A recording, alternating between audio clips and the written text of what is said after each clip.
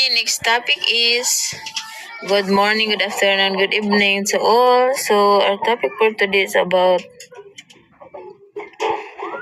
family in trouble. So sometimes our family na ay kagubot mga brothers and sisters. So a family in trouble. Ano ang ibig sabihin nito? Una, isang pamilya na may mga problema o krisis. Ito yung dahilan kaya nagka-trouble-trouble ang ating mga pamilya. Nagkasamok.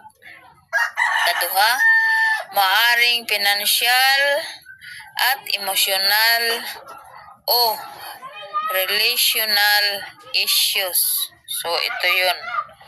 Dapat ipagdasal natin para masolusyonan natin. Pangatlong topic is never alone. Never alone. So, ano ang ibig sabihin nito? Una, hindi ka kailanman naiwan o walang kasama. 2, may Diyos at pamilya at mga kaibigan na kasama mo. 3, kaya mong harapin ang mga challenges dahil hindi ka solo. Kung walang tutulong sa iyo kahit sino, nandyan ang Diyos. Morning, good afternoon, good evening to all. So, our topic for today is about hidden sin sa Bible. Anong ibig sabihin ng hidden sin?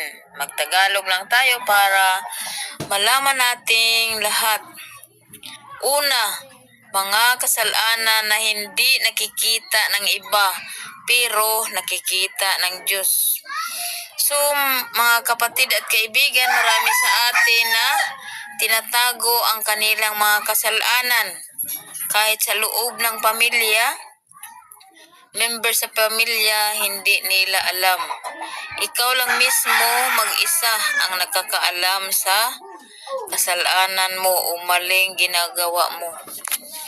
Pero, walang apoy na nakatago. Lumalabas din yan sa katagalan. Mga kasalanan na